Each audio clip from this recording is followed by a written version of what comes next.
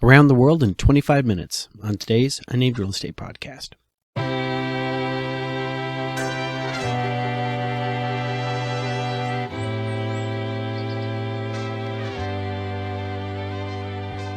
Well, hi there. My name is Charles Ray Dawson. I'm the Associate Broker Residential Sales Manager of ProStar Realty. This is the Unnamed Real Estate Podcast, episode 171. I hope everybody's out there having a pretty good day. It is Thursday. It is Thursday the 16th, and we're already halfway through May. And I thought it was just me that was wigging out, but then I just realized, hey, everybody's having the same problem. May is going by incredibly quick for everybody, seems like.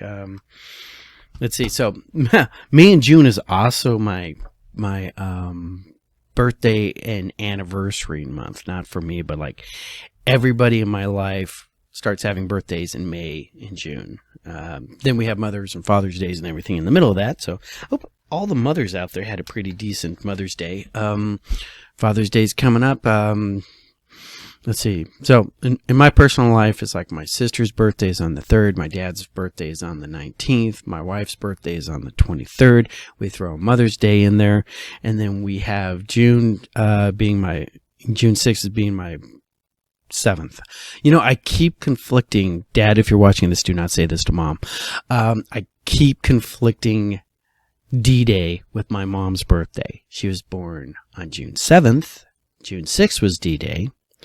And then we have Father's Day at the end of that. And in the middle of this whole show, I had the anniversary back in March. So got a nice little April split there. But yeah, and then when this is all said and done, I don't have to think about anybody else in my entire life for quite some time. So anyways, so what's going on in the real estate news? Two really interesting things. One international, one national, and then we'll talk the local numbers at the end of the day. International real estate. We covered what's going on in Ireland last week. A couple of weeks prior to that, we had a conversation about how to buy and sell real estate in the United Kingdom. Today, we're going to the other side of the planet. We're going to China. China, for people who have been following, has been trying to build infrastructure and trying to artificially inflate their economy. Many, many years ago, I read this article that explained, they're always saying, oh, China's growing at 7%, China's growing at 9%. And somebody pointed out because of the sheer population of China that they literally had to grow at least 5% a year. Otherwise, they'd be in a recession because of just how many more people keep, coming into the cycle. Well, now they've hit peak population. The one-child policy did not work out very well for them. Let's just say a one-child policy and ultrasounds is a very, very dangerous combination because 20, 30 years later, you have a whole bunch of 20 and 30-year-old men running around without girlfriends. And young men without girlfriends get in trouble. Sometimes they join the military to get in trouble, and then they start jumping over the Taiwanese Straits or maybe going into Nepal or something. So long story short, while they were growing their infrastructure, they just started building stuff, right? You hear about these ghost cities. They just build a city out in the middle of the desert, and nobody actually lives there. So over the last couple of years, we've been watching with sort of bated breath what was going to happen to some of their big real estate developments, and they have like entire city blocks that are completely vacant. So and they also have a really weird system of you pay for the house, then they build it for you. Well, with some of their builders, what was happening is that they would start on your building, and then they just stop and go to the next guy who just paid them and start on theirs. And so they have a whole bunch of uncompleted projects, and a whole bunch of people who owe a lot of money already have to make mortgage payments for apartments and condos and whatnot that aren't even completed yet.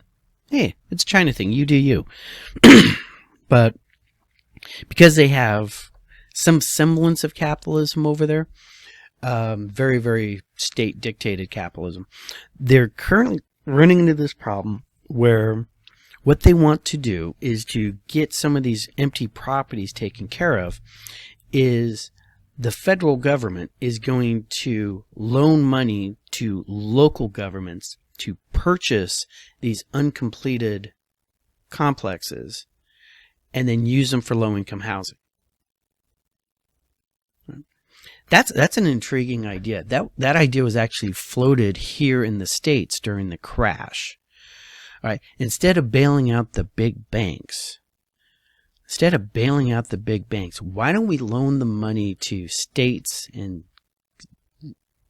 cities, municipalities, nonprofit NGOs, that kind of stuff, to buy these distressed properties and turn around and rent them out, for low-income housing. Got shot down really quick, and sounded like a great and wonderful idea until Barry Homeowner, who writes large checks to both parties, this is not a single party issue, suddenly realized that the house across the street just went to the bank in foreclosure, and oh my God, we could have poor people living there. People not of our class living across the street from us. And wouldn't that bring down the value of my property? And next, same rant as a couple months ago. Oh my God, you're going to have those people going to school with my kids? Yeah. So, like I said, completely got shot down. So China wants to do it this way. If they can recover at that, more power to them. I think their problems that they have for their real estate side of the house is that, unlike us, they got too much inventory. Way too much inventory. And now their population's starting to go in decline like the rest of Asia. It's so weird growing up in the 70s and 80s, suddenly thinking I'd ever say the words population decline in Asia. But here we are. So that's a national thing. And I'm keeping an eye on that. Just same way I drive by car accidents really slow, looking to try to figure out what happened. It's like, ooh, wow, yeah, China. That's going to be interesting. So now nationally, we had a NAR meeting, National Association of Realtors meeting, which got relatively heated, and this news article came out today, May 16th, and what should I tell clients? Question leads to a free-for-all at NAR mid-year convention, and it brought a couple attorneys up on stage, a couple brokers up on stage, discussing literally, hi, I'm a real estate agent. You want me to sell your house. What do I say to you about buyer broker? People walked out. People walked out literally for legal reasons because they've always been informed. If you ever hear anybody sitting there talking about this kind of stuff, you just get up and leave the room. And that was the reason why, because you could watch the different conversations of how do we explain to the seller that you're going to limit the amount of buyers willing to view your property if you are not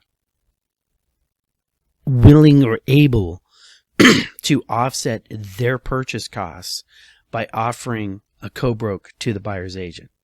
Hopefully I stayed within Sherman Antitrust in this conversation when I described that. And like I said, this is something our industry has to figure out. We discussed last week how Zillow has decided to come up with, hey, here's a free you can show any house sheet, which means absolutely nothing to a real estate agent. We discussed that in my training this week. All right, my sales meeting, showed them a copy of this and said, you guys, if any buyer comes to you with this does nothing. All right, goes nowhere, does nothing. It's complete hand wavium. That's why we have our buyer broker agreement on our side. The issue, the issue with this particular thing is, as an industry, they're still trying to figure out what's going on. Remember, this is a structure that has been put in place over the last 60, 80 years. All right. This is a structure that was put in place due to public response, because the public wanted to make sure that buyers had their own representation in a transaction. Now we are taking that away. We're returning back to the 60s and 70s, right? Possibly by design. Nefarious, evil, Project 21, freaking nefarious, George Soros is in there somewhere trying to destroy the American economy, depending on which kind of real estate agent you talk to. But, this is the thing. We're all trying to figure out how the new normal is going to be. And we just don't have enough data. We do not have enough data right now. Here at ProStar, we have not had the seller just sit there and say, no, I don't want to pay anything at all. Any agents out there who are listing properties that the seller is not making any contribution to buyer's cost, we don't know how those are going. All right. I think what's going to wind up happening is that, it's sort of like the old iBuyer program. Okay, these were home sellers. I don't want to pay a commission to a real estate agent. 6%, that's ridiculous, but I'll be happy to pay 7% to Open Door and do that all day long. Why? Because I'm not paying a commission. You paid 7 instead of 6. And 6 was negotiable. 7 never is. But hey, you do you, kiddo. Oh, by the way, they're going to lowball your offer too. Anyways, so this is the very fact. I'm just started reading this morning, and they were talking about it. Literally, like afterwards, they're talking about somebody actually had to go online and said, "I got people saying that I said this. I did not say this. This is what I said. This is what I spoke." Like I said, it's an uncomfortable thing. Real estate agents have been trained forever. We don't talk about commissions.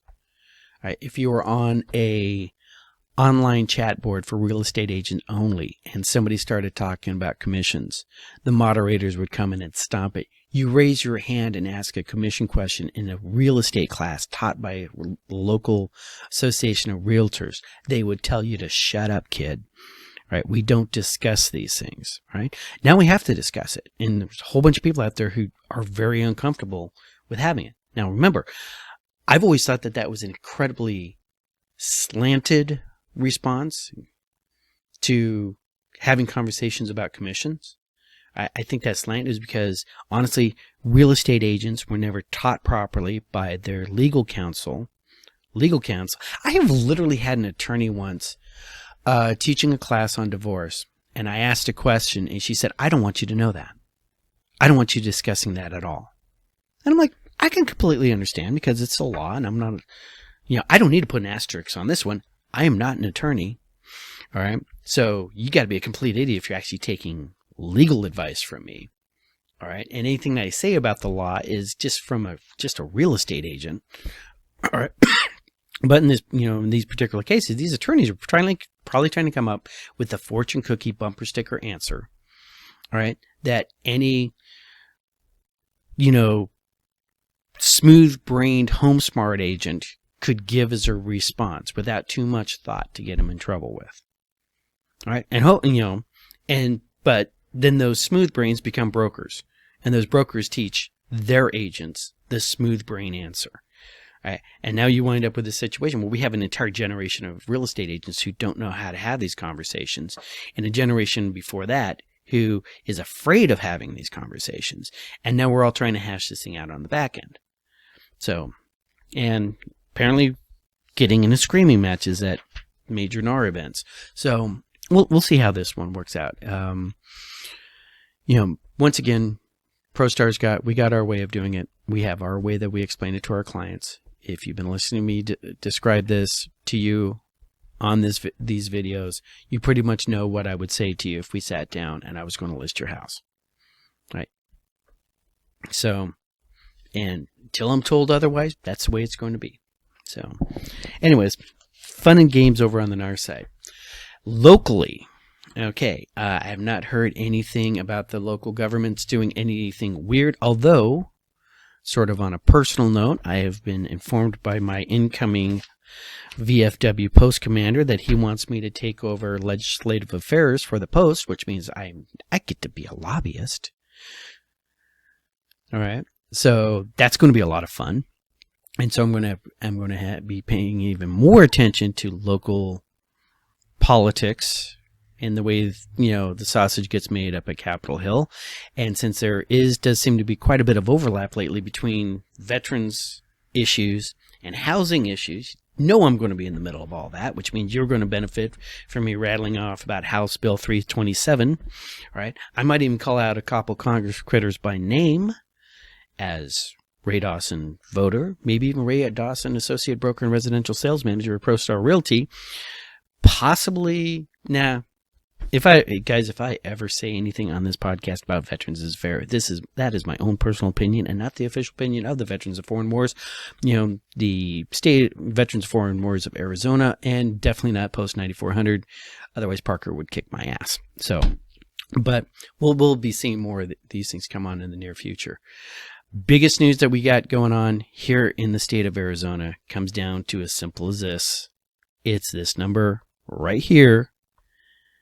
Boy, I can grab everything on there except for that text box. This number right here, 109.4. We hit under 110 on May 14th. That would have been Tuesday. We moved into an official balanced market. Remember, a balanced market is anything between 90 and 110. We're in a balanced market. We have not been in a balanced market for some time. I checked the article. It didn't say when the last time we were in a balanced market. But here we are, equal out. We are still at the very seller end of what we consider a balanced market. But our supply is at 72.8, still rising. Our demand is at 79.6, not rising fast enough. Okay, and for the rest of their numbers, right? We had 17,583 new listings on the MLS last week, 289 more than the week before. 2,171 of those are brand new listings, down 135. Our contracts were 2,373, down 137. Closings last week were 1,517. Coming soon to an MLS near you is 675. So in our new balanced market that we definitely have winners and losers, depending on which side of the equation you're on. All right. Chandler is still leading the top of the list and growing. They're at 216.5. They're at 213.8 this time last month. All right. And Glendale is our highest loser. Okay. At 162.5, came down 5% from last month, but they're still definitely in the seller's market. All right. We go all the way down to Paradise Valley, who we don't care about, at 119. Now, if you notice on these, that is 11 out of 17 is still considered in the seller's market. But once you hit the curve, once you hit that tier break, it gets really ugly for sellers really, really quick. All right. Surprise is at a balanced market at 93.5, but they're down 2, so they're still sliding down from this time month.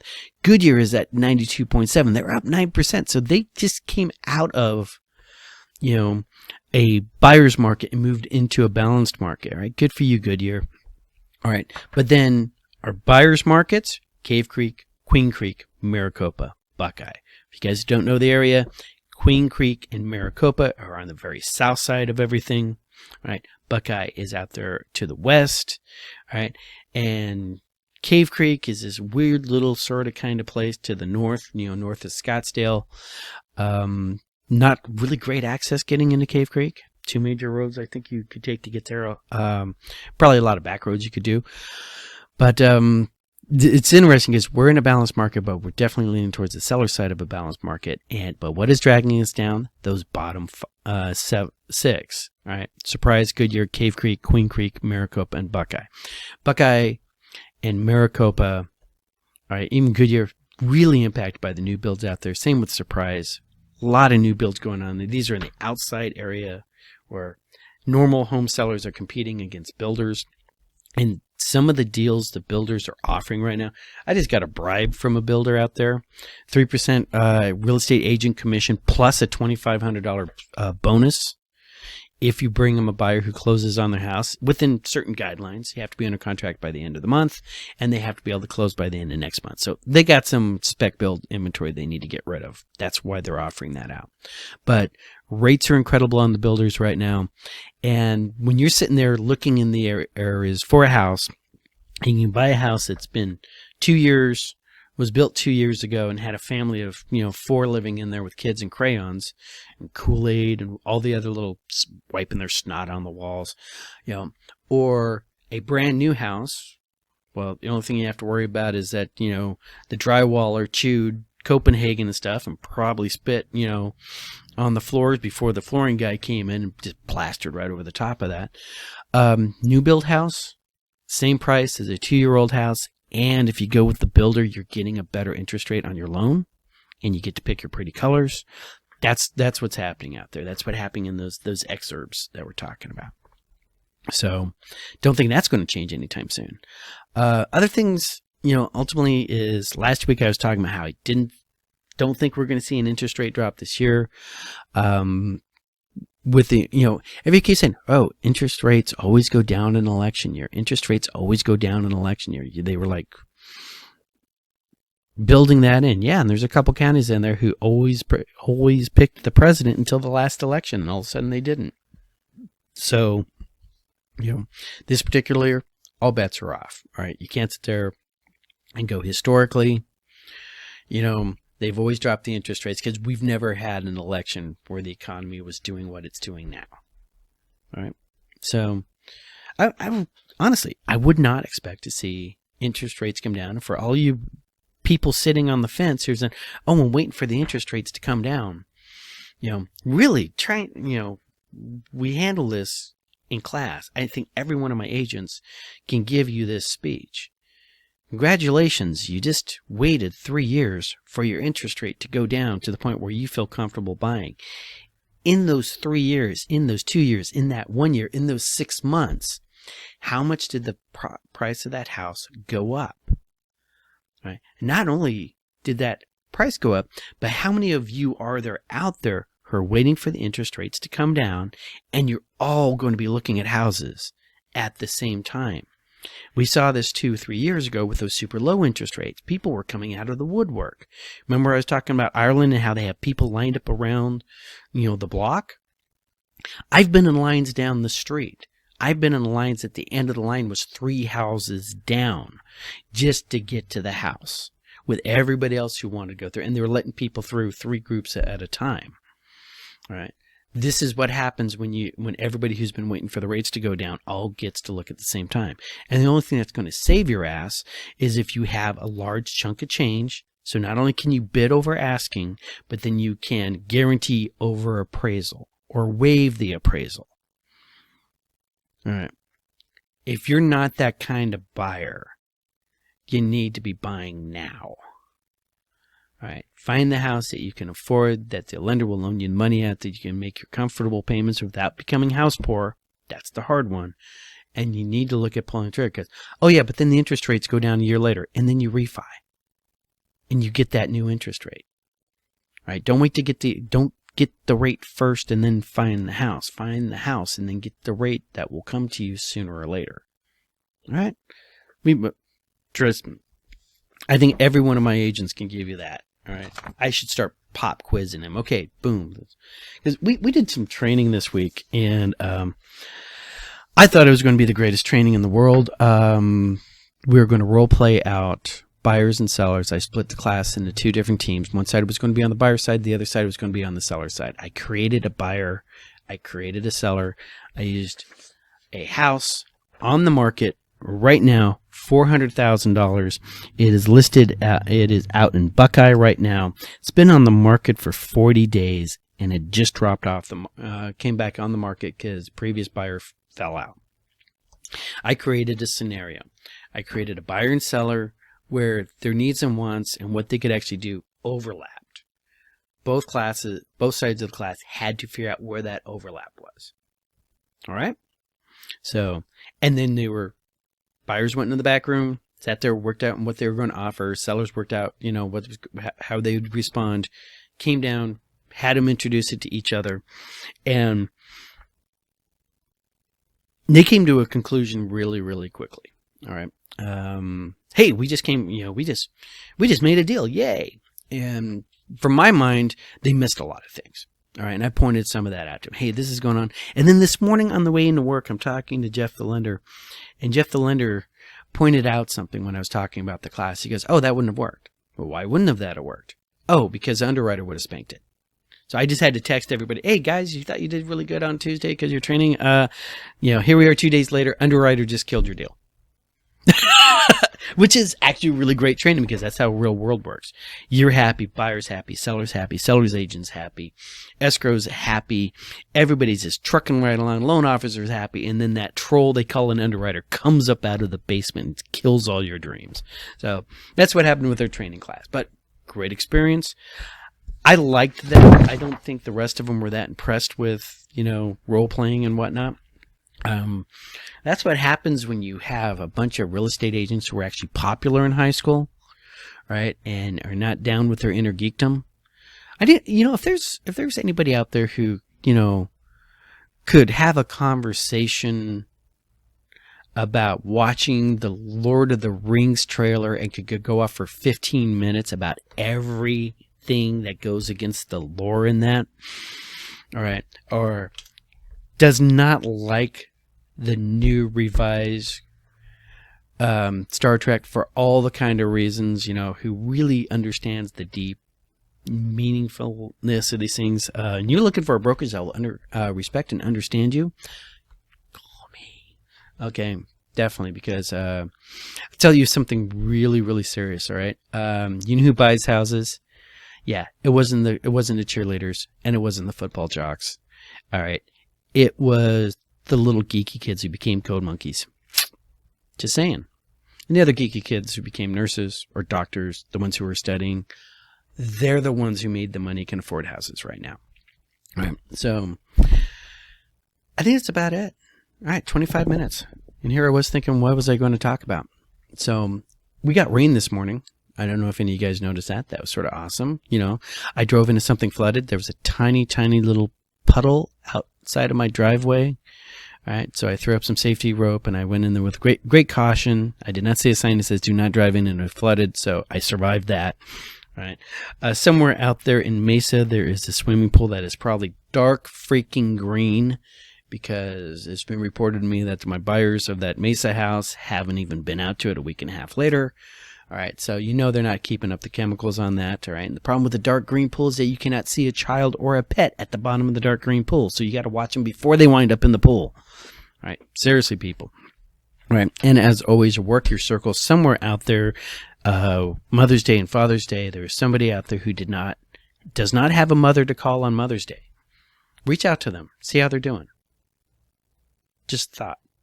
Oh, and by the way, if my father is watching this, all right, next time the family goes to London without me, can you let me know that you are doing that so I don't spend 3 hours calling every person in my family trying to figure out why nobody is answering the phone and wondering if you guys all got tucked out by a semi, all right, on the way to take Mom out for Mother's Day's dinner. All right, just saying.